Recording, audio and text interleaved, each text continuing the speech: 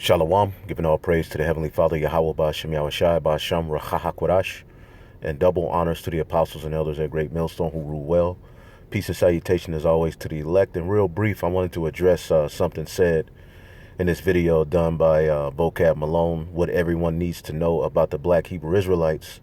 And this just proves one thing when you watch this video, that he was always set up to demonize us, and he was just basically gathering intelligence.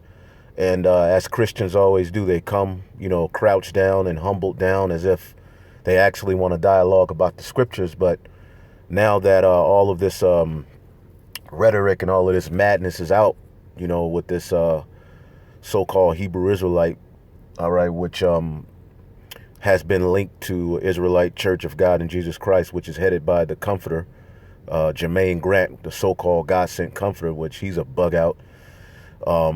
Who's been bought and paid for. He was also linked to Islam, they say. So, the narrative, itself is very fitting. This is something they could work with and use for persecution. And as I said, Vocab Malone is going to be at the forefront, or one of the main people used to try to link everything together to make us terrorists. But as he came up to the camps, he tried to make it as if he's real peaceable and he really had good intentions. But now you see his countenance is changing, and he's saying their belief system is why they go around shooting and killing people. Okay, now the dude supposedly had his fringes on, when doing the shooting. And now, all right, there's a letter he left behind, which at first the news said they couldn't make out what the letter said. Now the letter, all right, gives a manifesto of why he went and did these actions, which we understand that this is all set up. We believe through the Spirit is set up. But even if it was an actual guy who was once affiliated with the Israelites that went out and did this act, all right, that's not something that could be tied, all right, to all Israelites.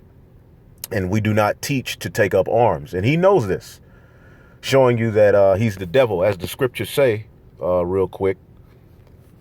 The scriptures warned us about people like him. This is Sirach, 12:10. Never trust thine enemy, for like as iron rusted, so is his wickedness. So from the get-go, he understood what his mission was. And I've been one to constantly call him out that his mission is to link us to domestic terrorism and Islam. And he's doing a great job of doing that. But we're on to you, all right? And we'll say this. Your plan is not going to work. Now persecution will come, but eventually you devils will lose, because just as you could try to bring up particular crimes of what you call Black Hebrew Israelites, which could be set up, which could be, actual bug outs, whatever it is, your crimes have reached up to the heavens. The crime of the so-called Jew, all right, are absolutely atrocious, man. And it goes from organ harvesting,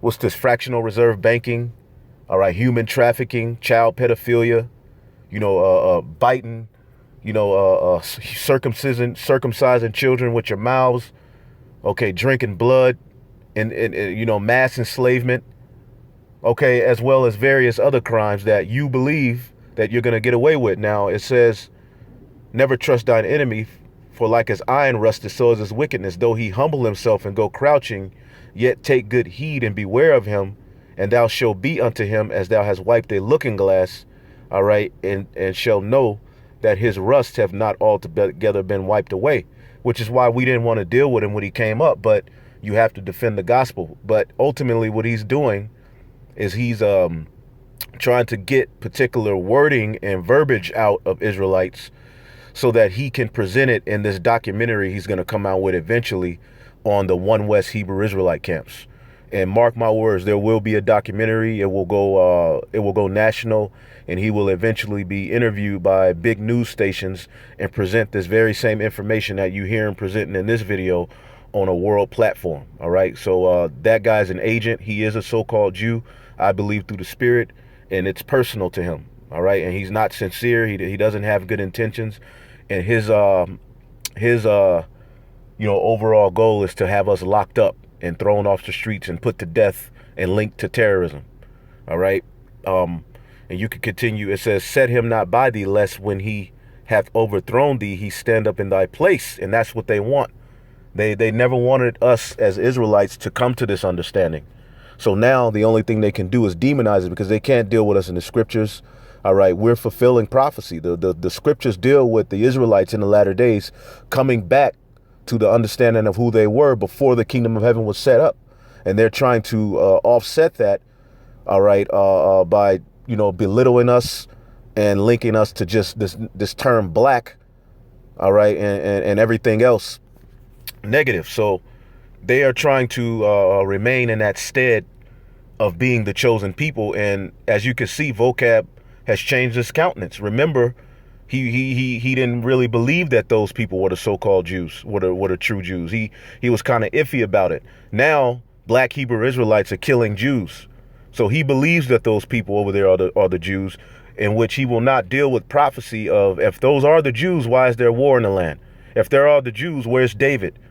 When the Messiah would have to come and place the children of Israel back in that land. They wouldn't get the land back through a Balfour Declaration. But I wanted to deal with something real quick, and I'm pretty sure brothers are going to eventually address this video and, go into it.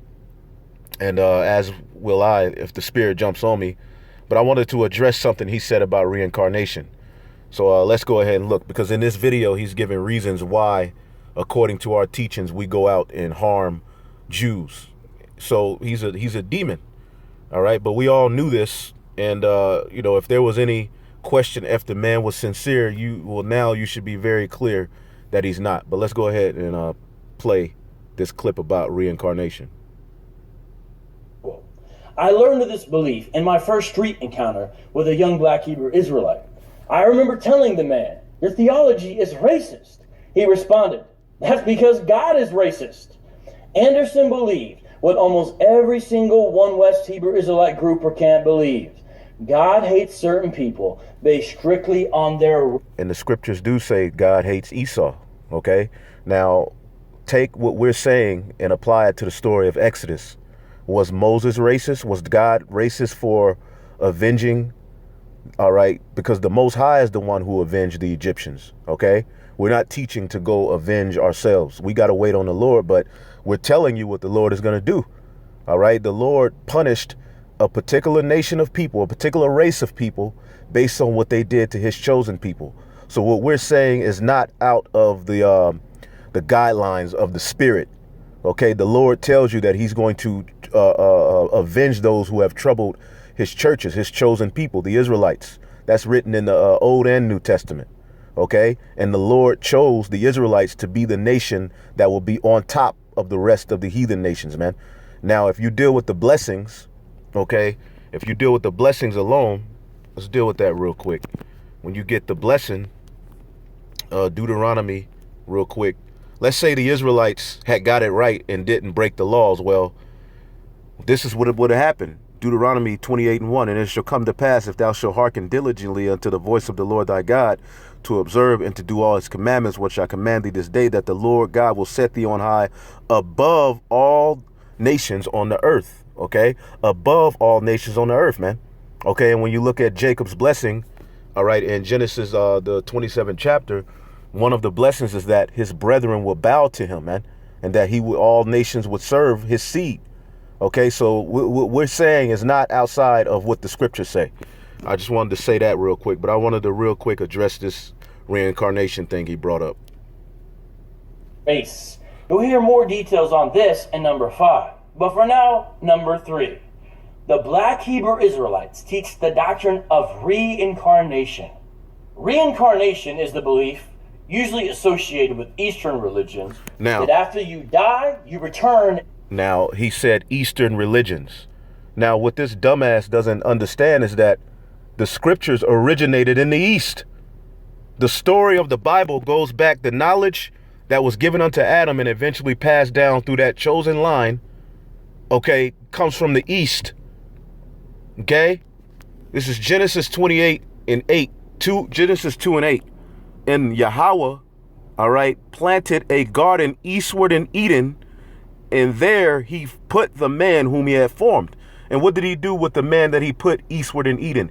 He breathed unto him the breath of life, which was the understanding, all right, of the Lord's way, the understanding of the law, statutes, and commandments, how to govern the earth, how to treat the animals, what belongs where. That was given unto Adam, and Adam eventually gave that wisdom to Eve, all right, which is symbolic of Yahushua in the church.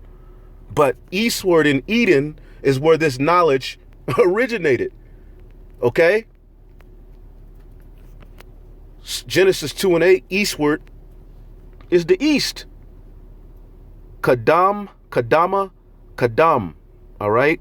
East, antiquity, front, that which is before time, front line, all right? East, even the Hebrew language means, all right, from a region beyond, okay? Going back, all right, that language, all right, is from the past, all right? It was passed through the ages, all right, through a particular line, man. The name of the Lord, okay, was given unto Moses in this language. Okay, the word Ibar means what? Hebrew means what? From the region beyond, from the past, the language from the past. Where did it originate? In the East, ancient time, aforetime, from old, earliest time. So the doctrine and understanding of reincarnation, yes, comes from the East. It's just that these heathen nations take the belief and add their own spin. They say, well, you can come back as a spider. You can come back as a mouse. You have Elamites over in temples in India saying, living in a temple with rats, saying these are their ancestors. They're bugged out. What we teach is actually biblical, okay? Beginning eastward. So the East is where all of these belief systems originated, man. This is where the truth originated, okay? So eastward in Eden, the East. Why do you think we face the East, according to what Solomon said? Because that's where the temple was, man. The East. So you vocab Malone, you Christians are absolutely void of understanding when it comes to the scriptures, man. Let's get Jeremiah 6:16. Thus saith the Lord, stand ye in the way and see and ask for the old paths, where is the good way, and walk therein, and ye shall find rest for your souls. But they said, we will not walk therein. Okay, and that's how our people are. They don't want to walk in the ways of the East. They don't want to have that ancient mind frame because they want to link the West and this Western civilization, this Western thought pattern unto the scriptures, and that's where you don't find rest. Okay, now dealing with reincarnation itself, we understand that when you die, you don't go to hell. When you die, your spirit returns unto the Lord. Okay? Your spirit returns unto the Lord, man. Ecclesiastes 12:7. Then shall the dust return to the earth as it was, your flesh, and the spirit shall return unto God who gave it. That's what happens when you die. And there's various other scriptures to support that this is the process. But Christians teach you that you go and burn in some place called hell or you go to heaven. No, all spirits return unto the Lord. Okay, and they come back in their third and fourth generation for their judgment. Right now, we're living in a time where we believe through faith that this is the final judgment, okay, and the spirit of the prophets, okay, are within their children to receive the blessing. As Peter asked the Lord, how will we receive, okay, how will we receive, okay, the blessings, okay? And the Lord told him, because they gave up everything. Okay, and what did the Lord tell him? Matthew 9:28. And Yahushua said unto them, verily I say unto you that ye which followed me in the regeneration, when you are born again, when you are back in the flesh in a new body, when the Son of Man shall sit on the throne of his glory, ye shall sit upon 12 thrones judging the 12 tribes of Israel. So does that mean Peter and the rest of the apostles are going to be 2,000 and something years old? No. Those spirits are going to return in new bodies to receive that blessing, man. Okay? Now, real quick, I'll end it off here. All right? Because I don't have that much time. I didn't want to go too in depth into reincarnation. Lord willing, we will do videos on that. But here's a quick question. All right? For Vocab Malone and for you who deny reincarnation. What does this mean?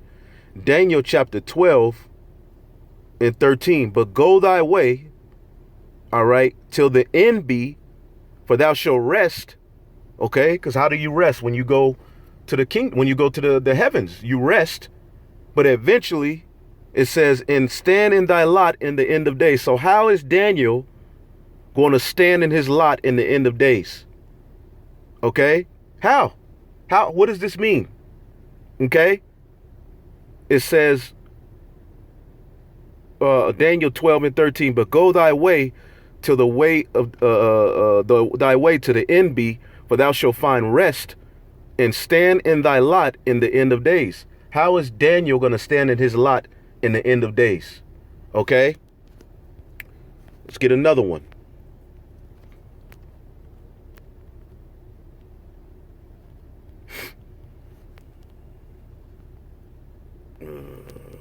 Hold up. I believe it's Revelation, the 10th chapter, and then I'll end it off. Okay, because when you die, you don't go to no place called hell. All right, all spirits return unto the Lord, man, and he uses those spirits, okay, to come back on the earth eventually in due time in the third and fourth generation and receive their judgment. Okay, when you get Revelation 10 and this is the angel speaking to John at 11. It says, and he said unto me, thou must prophesy again before many peoples and nations and tongues and kings. Now, there's no record of John leaving the Isle of Patmos and going back and prophesying. He was in his old age. He was in captivity, in prison on a salt mine. Okay, writing these letters, receiving these visions, sending them to the churches, man. He was the last of the apostles who had seen and walked with Yahushua. So these letters were very, very important to the church. But he eventually died on the Isle of Patmos. Okay, now, when did he go out and prophesy again? Revelation 10 and 11. And he said unto me, thou must prophesy again before many people and nations and tongues and kings. When did John do that? How does that work? Explain it. How does it work? Well, the scriptures tell you how it works. That's either that's associated with Eastern religions. And well, this is not a religion, and the knowledge of the scriptures originated in the East, dummy.